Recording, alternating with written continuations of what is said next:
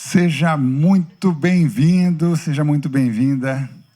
Você que está aqui no Teatro UOL para congregar com a gente, você que está vendo a gente pela telinha. Esse é o momento que você pode usar o seu celular, não para ligar. Aí você pega o seu celular, se certifica que você está seguindo a gente no @umlugarcomunidade e também no @instituto.sementes. Eu vou falar uma porção de recadinhos aqui que você pode confirmar nas nossas mídias sociais, principalmente nesses dois perfis. E eu vou começar agora com o anúncio de uma missão. A gente costuma, através do Instituto Sementes, participar de missões voluntárias no Piauí, no sertão do Piauí. E agora em julho a gente vai ter uma equipe só de profissionais de saúde. Estamos precisando muito de oftalmologista, dentista, ginecologista, pediatra, clínico geral.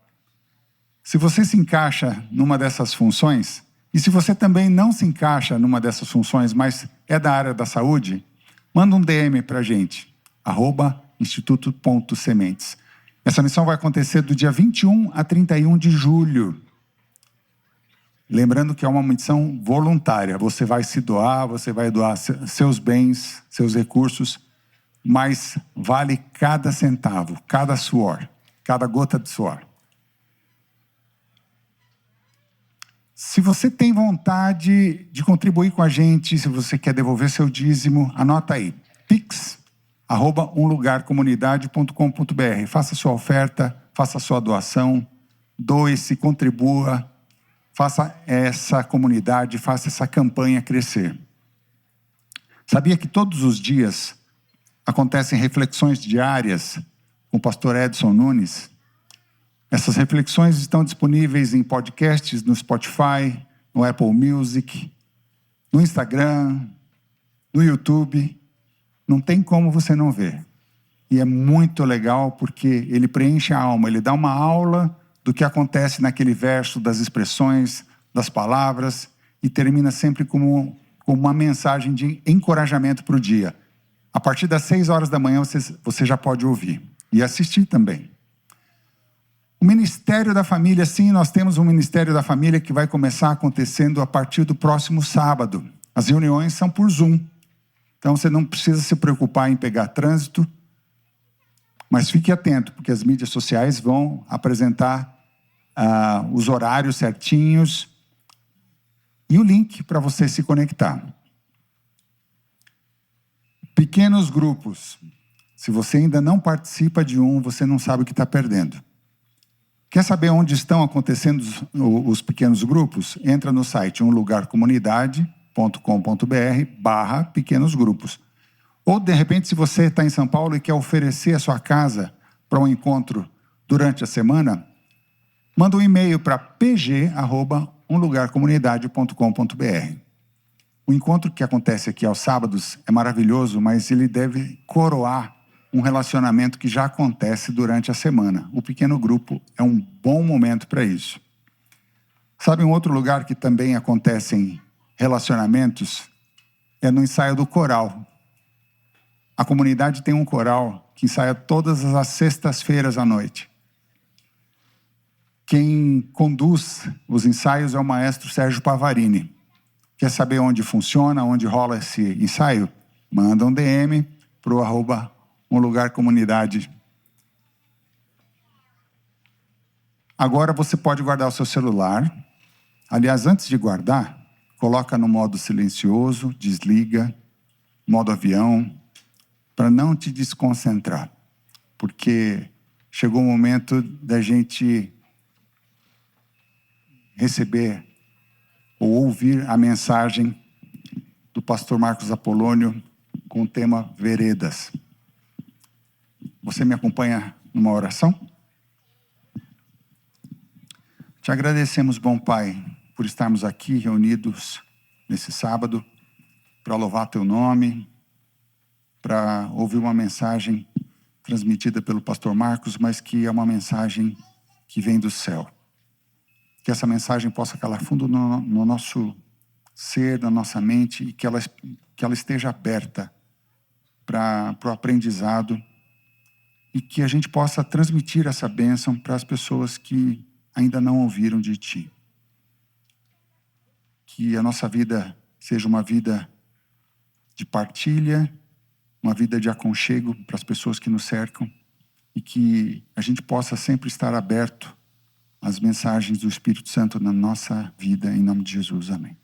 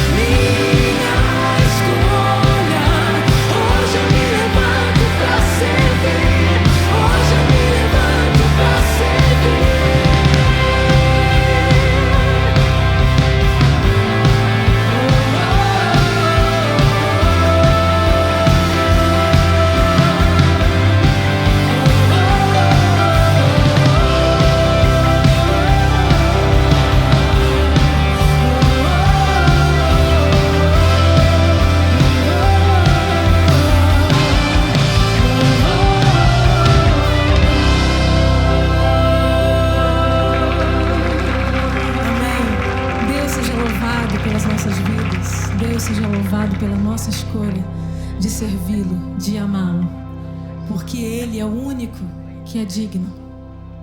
Ele é o Cordeiro que foi morto, e digno é aquele que era, é e há de vir. Ele é digno de receber os nossos louvores, porque o nome dele é força, ele é fôlego de vida.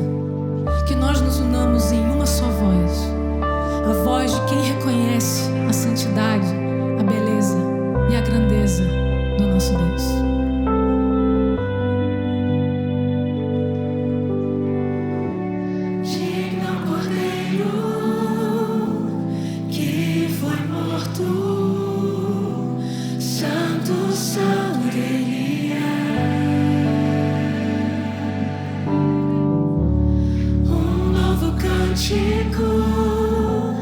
Ao que se assenta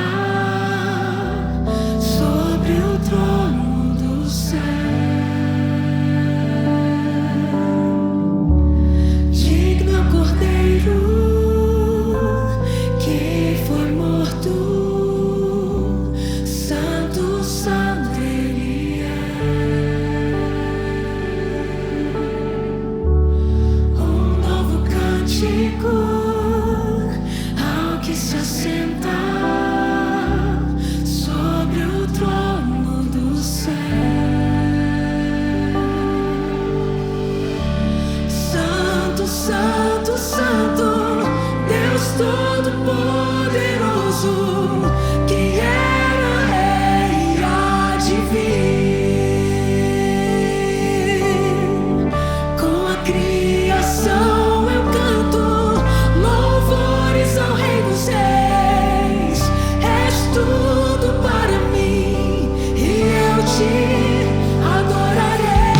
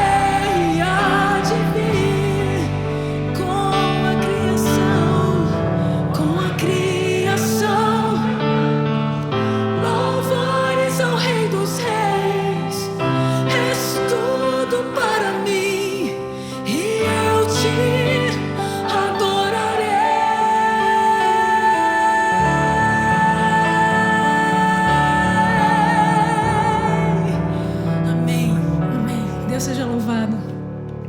Que a nossa adoração seja sempre para aquele que é único, aquele que é digno de todo o nosso louvor. E é pela cruz, apenas, unicamente pela cruz, que nós somos salvos.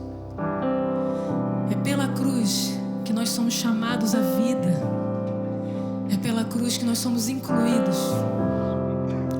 É pela cruz que nós reconhecemos que a graça diz unicamente daquele que se entregou por mim e por você. Pela cruz.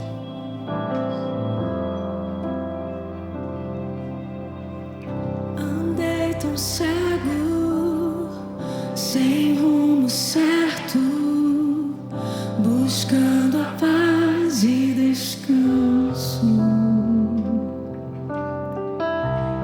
Procurei por tantos meios justificar meus erros, mas ao clamar, meus olhos abri, e ao olhar pra cruz eu entendo o amor derramado ali por mim. Sacrifício de sangue por um pecador, não sou merecido.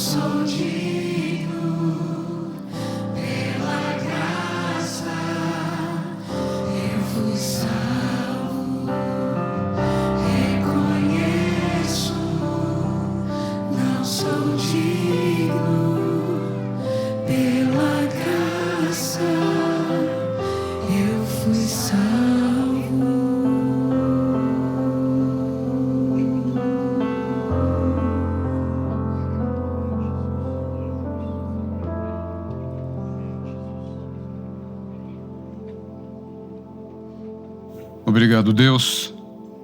Deus que é nosso Pai, também nossa Mãe. Te agradecemos pelo privilégio de poder estar aqui em Tua graça. Que estejamos aqui fisicamente, mas também espiritualmente, mentalmente. Que tudo aquilo que ocupa a nossa mente, que nos distrai, aquilo que nos preocupa, seja tomado por Ti nesse momento. Dá-nos a Tua paz e nos ajude a estar presente neste lugar juntos. Junto contigo também. Em Teu nome. Amém.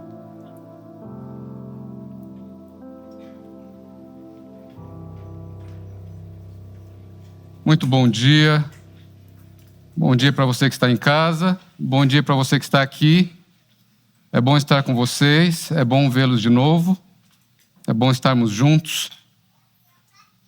Outro dia teve um show do Leonardo Gonçalves aqui. E eu tinha aqui no teatro, né? Durante a semana, à noite. E eu tinha combinado com a minha amiga Débora que a gente ia se encontrar aqui. Então, marcamos de nos encontrar aqui na praça de alimentação.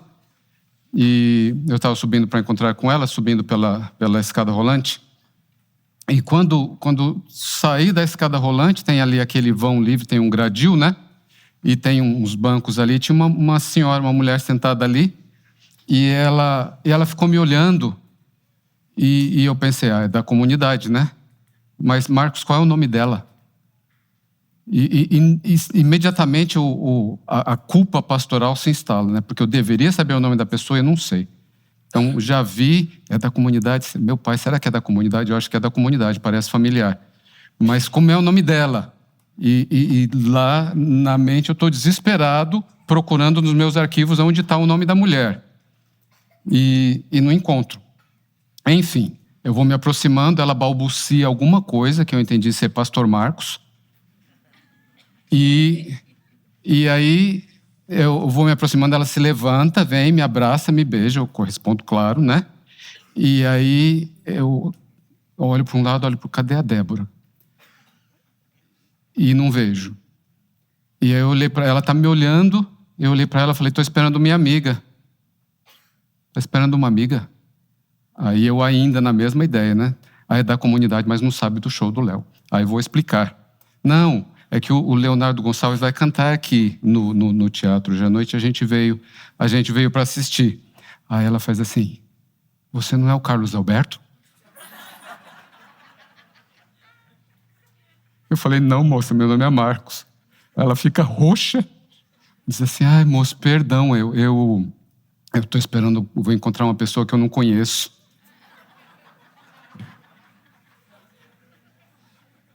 Estava num date, né? Aí depois encontro a Débora, e a Débora, a gente tem que passar lá para ver a cara do Carlos Alberto. Eu falei, não vou passar não, vai que o Carlos Alberto é mais feio que eu vou ficar com raiva. Emoções intensas, né? A emoção daquela moça era óbvia, ela ficou hiper vermelha ali. E eu tinha que contar para você a história, que eu achei. A gente riu disso muito. Hoje o pessoal me chama de Carlos Alberto. Essa é a história.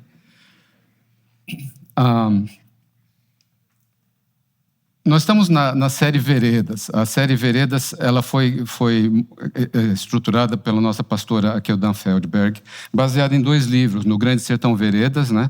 E também nesse livro aqui sobre a vida e o viver. E são, assim, incríveis. Me deram o capítulo 5 e 6 sobre a vida e o viver. O capítulo 5, o que devíamos esperar. O capítulo 6, como devíamos viver. E eu fiquei pensando de que maneira que eu vou tomar todo esse conteúdo e essa intersecção desses 2 livros e trazer para a gente aqui de uma maneira prática, de uma maneira que a gente possa pensar como que a gente vai viver isso. Porque no final das contas é isso. Me lembrou de um momento bem crucial na minha vida que eu dizia, Deus, como que eu vou viver? Como que o Marcos tem que viver? Porque eu passei a vida estudando, não é, o que o Senhor falou para Moisés e para José e para Jacó e para Mateus, Marcos, Lucas, enfim. Mas o Marcos Apolônio, como que eu tenho que viver? O que eu faço?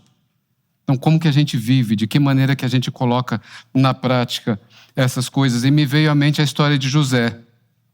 A história de José é uma história fantástica, é uma história arquetípica, é uma história que continua atual, uma história que sobreviveu durante os milênios e continua sobrevivendo porque é prática.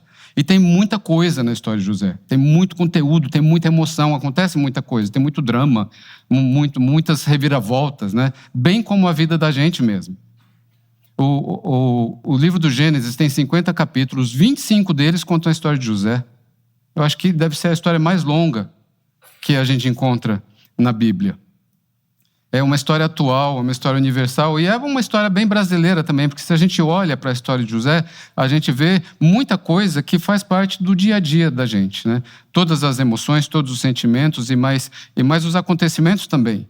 Você vê traição, você vê famílias problemáticas, você vê ali um homem e 4 mulheres, você vê ódio, Deus, raiva, imigração, viagens, surpresas incríveis, enfim, cheia de histórias.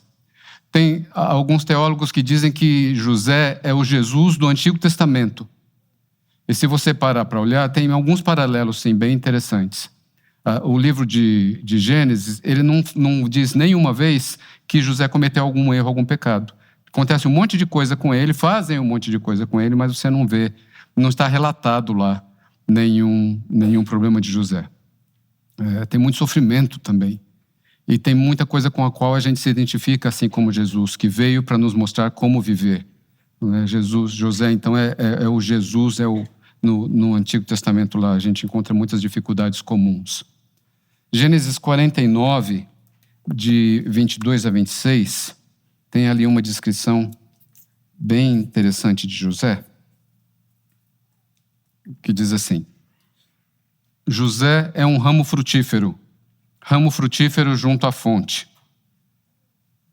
Seus ramos correm sobre o muro. Os flecheiros lhe deram amargura e o flecharam e o odiaram. O seu arco, porém, susteve-se no forte, e os braços de suas mãos foram fortalecidas pelas mãos do valente de Jacó, de onde é o pastor e a pedra de Israel. Pelo Deus de teu pai, o qual te ajudará, e pelo Todo-Poderoso, o qual te abençoará, com as bênçãos dos altos céus, com as bênçãos do abismo que está embaixo, com as bênçãos dos seios e da madre. As bênçãos de teu pai excederão as bênçãos de meus pais, até a extremidade dos outeiros eternos. Elas estarão sobre a cabeça de José e sobre o alto da cabeça daquele que foi separado dos seus irmãos. O que está acontecendo aqui? Jacó está no leito de morte. Está bem velhinho, bem idoso, e não está bem mais. E ele chama toda a família, reúne os filhos ao redor da cama ali, e ele profere bênçãos e descrições para cada um deles. E aí, então, quando ele chega em José, ele diz isso que ele fala aqui. Ele diz: José, você é uma árvore. José é uma árvore. Mas não só uma árvore qualquer, ele especifica. Ele diz que José é uma árvore cujos ramos correm sobre os muros. Que tipo de árvore tem ramos que correm sobre os muros? As trepadeiras, né? Então, tem trepadeiras ornamentais, tem trepadeiras que dão frutos também, um tomateiro, a videira, chuchu, enfim, vários outros, maracujá e vários outros que a gente conhece aí. E é esse tipo de árvore que Jacó diz que José é, porque José teve muitos e grandes obstáculos à sua frente.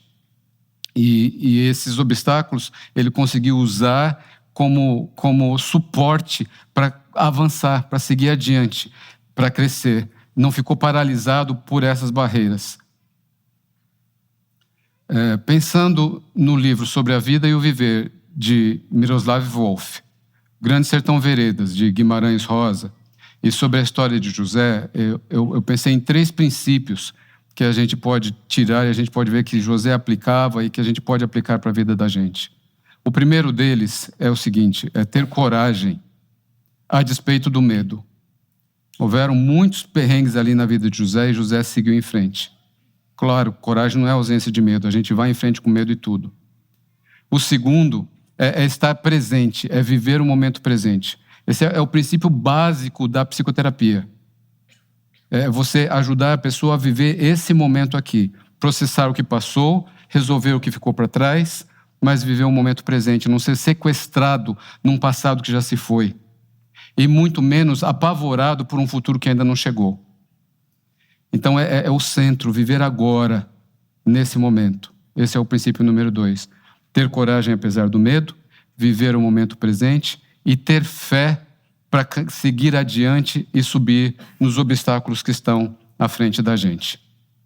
Vamos juntos pensar nos obstáculos que tinha na vida de José e que tem na vida da gente também. O primeiro obstáculo que todos nós temos é a nossa família. E eu não estou falando mal da minha, é a nossa família. Né? Todas as famílias. Que família nos dá tudo e a família também nos dá os desafios. Assim foi comigo, assim foi com meus pais, assim com você, com todo mundo. A família de José era hiper complicada. Não é? Jacó se apaixona por Raquel, quer se casar com ela. Labão, o pai da Raquel, diz assim, você só vai se casar com ela depois que você trabalhar para mim 7 anos. José fala, tá bem, bora trabalhar. José trabalha 7 anos, chega o dia do casamento, José se casa com Raquel, no dia seguinte ele se dá conta, não sei como que ele não se deu conta antes, de que a mulher com quem ele tinha se casado não era Raquel, era Leia, a irmã dela. Nem se pareciam, porque o texto diz que nem parecidas elas não eram. Enfim, quando ele vai reclamar para Labão, o sogro, Labão diz assim, imagina que eu ia casar minha filha mais velha, minha filha mais nova primeiro e deixar a mais velha solteira. Não se faz isso. Aí ele fala assim, mas e agora? Você me fez casar com a tua filha de quem eu não gosto e a outra a quem eu amo. Ele falou, não, você pode levar ela também, você só tem que trabalhar mais 7 anos para mim. O que José faz. Agora pense aí, porque José está casado com as duas irmãs. Não Jacó, José. Não José, Jacó. Eu fiz isso antes também, já me chamaram a atenção. Marcos, cuidado com o José e o Jacó. José nem nasceu ainda, gente. O Jacó está casado com as 2 irmãs, a que ele ama e a que ele não ama.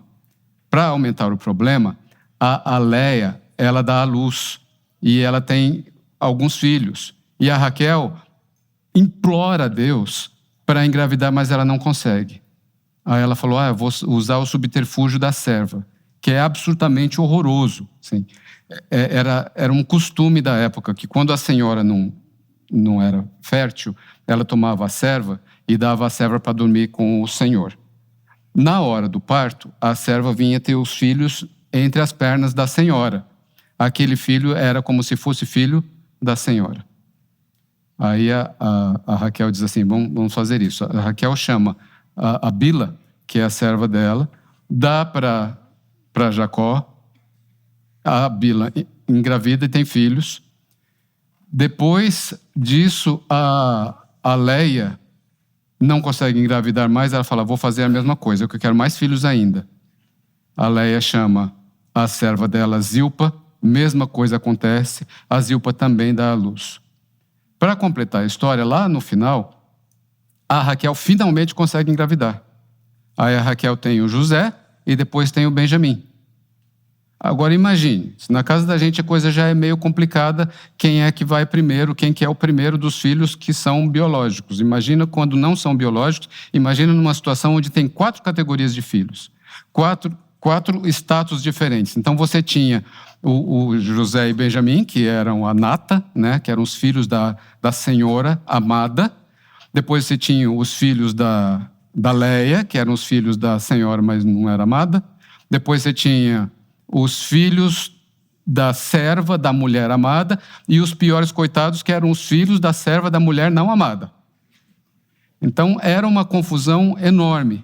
E tinha também o obstáculo da preferência do pai, que a preferência de Jacó por José era escancarada, era muito aberta. Quando José tinha 17 anos, o que é que Jacó dá para ele?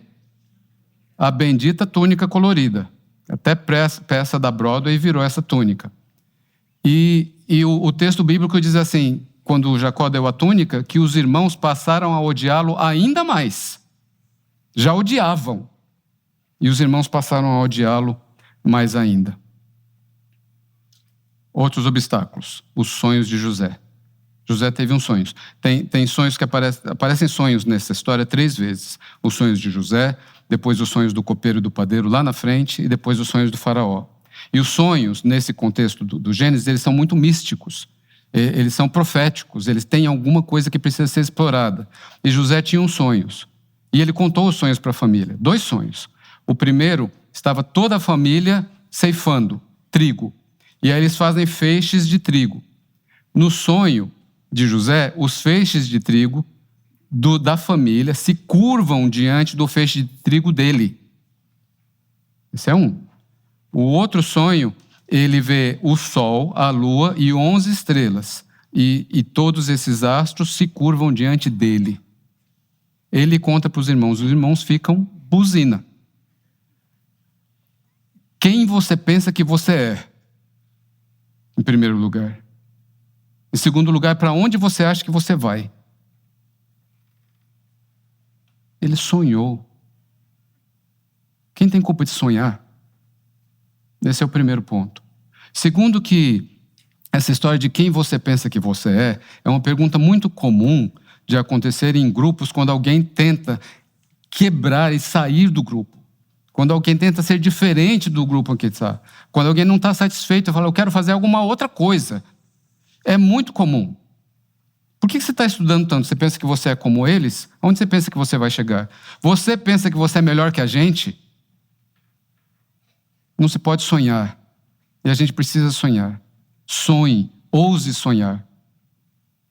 Encontre gente na sua vida que seja capaz de ouvir o seu sonho, de assistir o sonho com você. Eu fico pensando se talvez aqueles sonhos lá atrás não eram uma mensagem de Deus para José dizendo assim, independentemente da sua vereda de vida, independentemente de como a sua vida caminhe, eu capacitei você com dons, talentos, capacidades. Eu dei para você aquilo que vai ser necessário para fazer grandes coisas na vida. Será que essa não era uma mensagem de Deus para José? Esteja preparado aí, independentemente dos obstáculos. A gente ainda pode fazer grandes coisas juntos. Mas os irmãos não conseguiam lidar com os sonhos de José. Mais obstáculos, as perdas.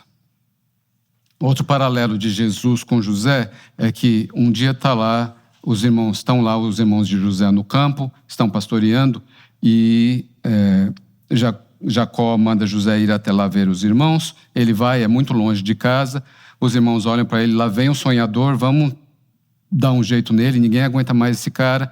Resolvem matá-lo, mas aí depois o irmão mais velho faz com que eles mudem de ideia.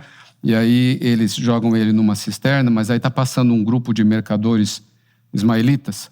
E ele fala, pronto, vamos vender o José para os ismaelitas. E vendem o José para os ismaelitas por 20 peças de prata.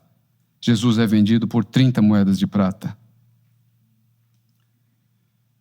As perdas. De uma vez só, numa tacada só, José perde toda a estrutura de vida. José perde os pais, a sua casa, a sua cidade, o seu lugar, a sua igreja, a sua comunidade de fé, a sua cultura, as suas músicas, a comida, aquilo que era referência para ele. Um daqueles momentos onde praticar aqueles princípios iniciais é muito, muito difícil. Muito difícil ter coragem, apesar do medo, porque muitas vezes o medo é maior do que a coragem. Difícil de viver o momento presente. Difícil também de ter fé para superar esses obstáculos que estão pela frente aí. Mais obstáculos, obstáculo da distância, que a gente imagina os mercadores levando José. José olha para trás, para as terras aonde ele morou, o lugar que ele conhecia, e imaginar que nunca mais, muito possivelmente nunca mais ele ia ver aquele lugar. Os mercadores levam ele para uma outra terra, para um outro povo, para uma outra nação, um lugar muito distante, para o Egito. Uma viagem geográfica, mas também uma viagem interna muito longa, muito complicada. José não se parece com aquele povo. José era facilmente identificado como estrangeiro. O sotaque dele era diferente. Não havia internet, não havia comunicação nenhuma. E não só isso, José foi vendido. Ele vivia à margem da margem. Ele era um escravo naquele lugar. José vivia na opressão. Mais muros. Tem um neuropsicólogo nos Estados Unidos, o Dr. Mário Martinez, eu não sei se eu já comentei isso com você, que ele fala das feridas arquétipas da alma, arquetípicas da alma, ou feridas universais que todos nós temos. Ele estudou vários grupos ao redor do mundo e ele diz que em todos esses grupos a gente encontra essas feridas. Feridas que são a vergonha, o abandono e a traição. Ele diz, se a gente parar para pensar na vida da maioria das pessoas, tem uma delas que é mais identificada do que as outras. Vergonha, abandono e traição. Na vida de José a gente encontra as três. A vergonha, o abandono e a traição. Um outro obstáculo na vida de José era a solidão. E é uma preocupação. Solidão, não solitude, né? Se sentir completamente sozinho, sentir que não há ninguém que entenda aquilo que você está passando. O livro Grande Sertão Veredas fala de solidão umas 3 vezes, em trechos curtinhos. Um diz assim, a colheita é comum, mas o capinar é sozinho. O outro diz assim, sertão é o sozinho. E um outro diz assim, sertão está dentro da gente. A gente vive sozinho. Muitas vezes mesmo cercado de gente. A sua história é sua. Muitas vezes a gente se sente sozinho porque a gente sente que não tem ninguém que entenda exatamente aquilo que a gente está passando. Mas talvez seja melhor estar sozinho junto do que sozinho. Por isso é importante a gente encontrar gente que possa diminuir um pouco o nosso senso de solidão. Com quem a gente possa se conectar e possa estar sozinho com o outro. Coragem, a despeito do medo, viver o momento presente e ter fé para superar os obstáculos. Um outro grande obstáculo para José foi o assédio, né? José foi vendido para o capitão da guarda do faraó, o Potifar, e o Potifar disse assim, olha, chegou um momento que ele foi conquistando mais e mais confiança, chegou uma hora que o Potifar falou, você vai administrar toda a minha casa, você vai cuidar de tudo. Só não precisa cuidar da minha esposa, o resto você cuida de tudo. A Potifara, eu não sei o nome dela, porque não tem lá, vou chamar ela de Potifara, discordava do marido. Ela falou, eu acho que José tem que cuidar de tudo, inclusive de mim. E ela foi deixando isso mais e mais claro. Ela começou a assediar José. José falou assim, eu acho que essa não é uma boa ideia, eu acho que não é legal, eu acho que eu não vou entrar nessa não. Ela não gostou e a coisa foi ficando mais e mais intensa. Você imagina a diferença de poder. José era um servo, um escravo, e ela era a senhora da casa.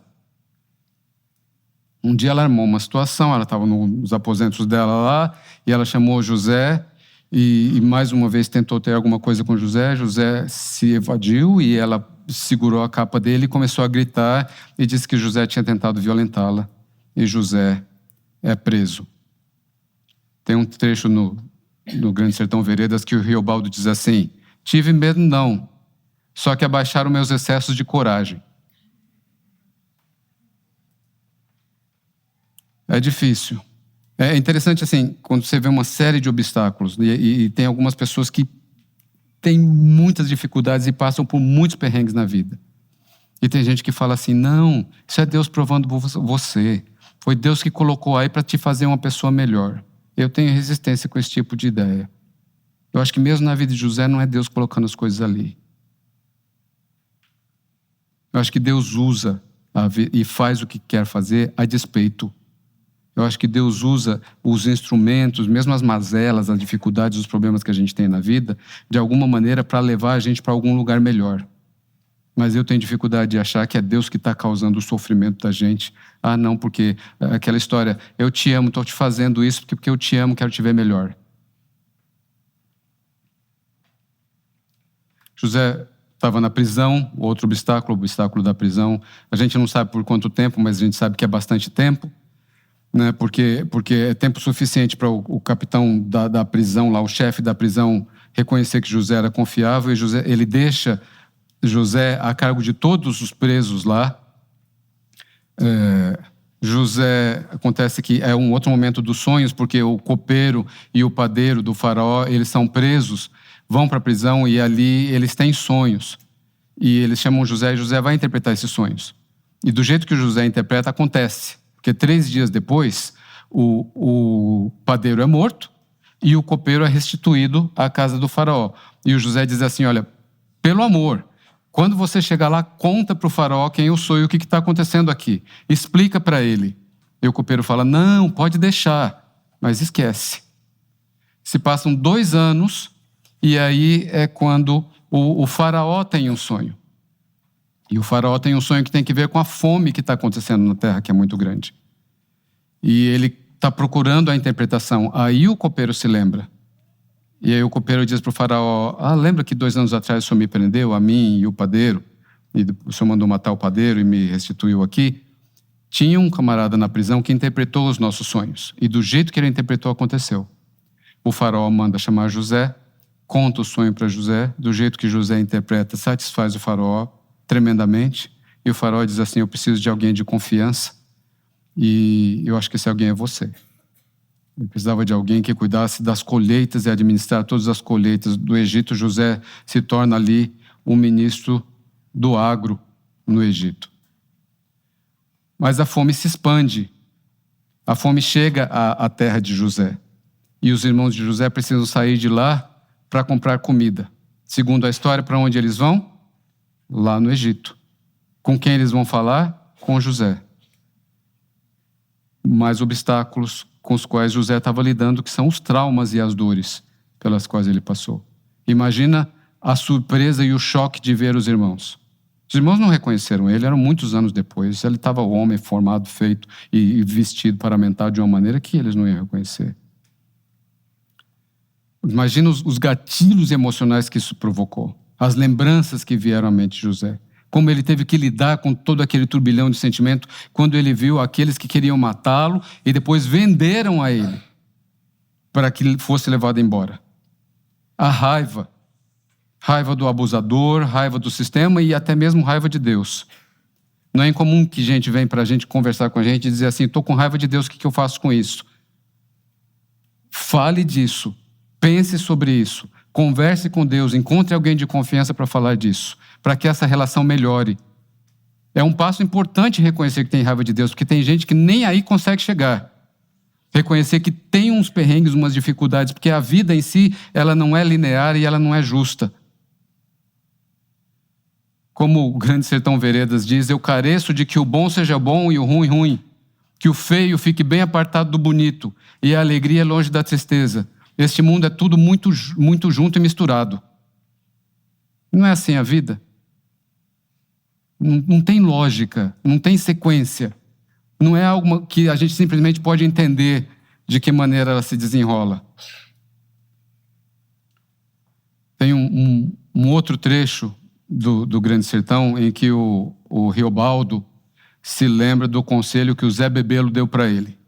E o conselho é o seguinte, que a gente carece de fingir às vezes que raiva tem, mas raiva mesma nunca se deve tolerar de ter, porque quando se curte raiva de alguém, é a mesma coisa que se autorizar que essa pessoa passe durante o tempo governando a ideia e o sentir da gente. O que isso era? Falta de soberania, farta bobice, e fato é. A gente precisa processar a raiva, mas a gente não pode deixar essa raiva morando ali o tempo inteiro. E a gente percebe na história de José, leia a história de José, tem inúmeros detalhes. Ele processa e passa tempo com isso. E é interessante o momento em que José se revela aos irmãos, quando ele diz, eu sou José. Porque o que é que eles veem? Eles veem a persona. Eles veem o governador do Egito. Eles veem a posição, o título. É como se José se separasse disso tudo e dissesse, eu não sou isso aqui, eu sou esse aqui, eu sou José. Eu não sou meu título, eu não sou meu cargo. Eu não sou aquelas letras que vão antes ou depois do meu nome. Eu não sou isso. Eu sou José. E Gênesis 45, de 1 a 10, eu preciso ler para você, porque é muito impactante, muito forte. O que acontece ali, E diz assim, olha: então José não se podia conter diante de todos os que estavam ali com ele, e clamou: fazei sair daqui todo o homem. E ninguém ficou com ele quando José se deu a conhecer a seus irmãos. E levantou a sua voz com choro, de maneira que os egípcios o ouviram. E José disse a seus irmãos: eu sou José, meu pai ainda está vivo. E seus irmãos não podiam lhe responder porque estavam pasmados diante dele. Então José disse: eu peço a vocês, cheguem aqui perto de mim. E os irmãos se chegaram, e José disse: eu sou José, seu irmão, aquele que vocês venderam para o Egito. Agora não fiquem tristes, nem pese o vosso coração por me haver vendido para cá, porque para a conservação da vida Deus me enviou adiante de vocês. Porque já houveram 2 anos de fome e ainda restam 5 anos, onde não haverá nem lavoura nem cega.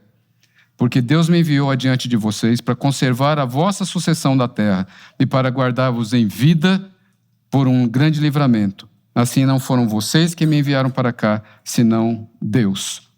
Se apressem, subam para o meu pai e digam para ele: assim tem dito teu filho José, Deus me tem posto por senhor da terra, de toda a terra do Egito. Desce para cá e não te demores, e habitarás na terra de Gósen, e estarás perto de mim, tu, teus filhos, teus netos, tuas ovelhas, tuas vacas e tudo que tens.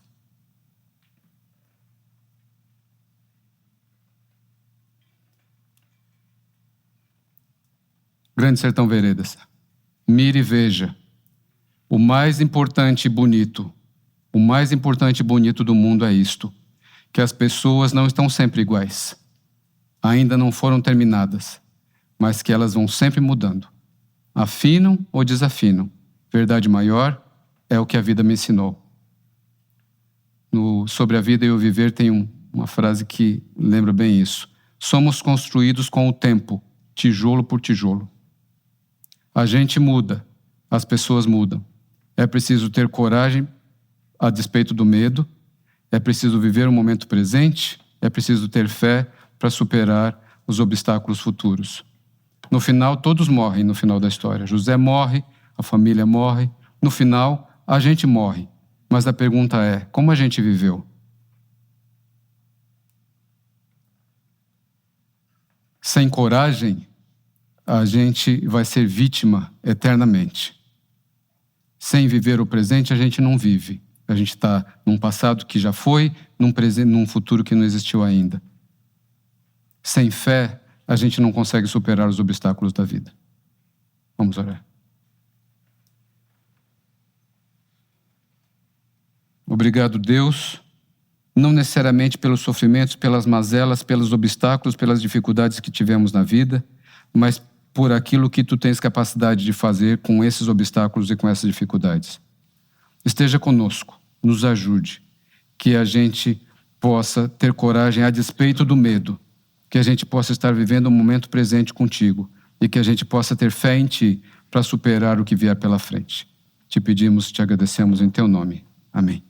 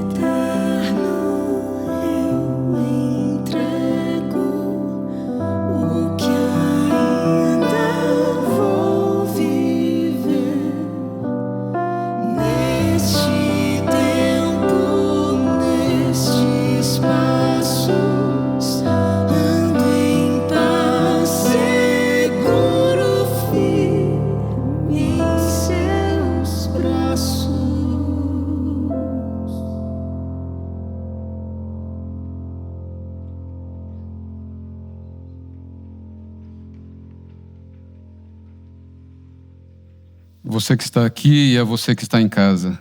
Que o Senhor te abençoe e te guarde. Que o Senhor faça resplandecer o seu rosto sobre ti e tenha misericórdia de ti. Que sobre ti o Senhor levante o seu rosto e te dê a paz. Amém. Obrigado.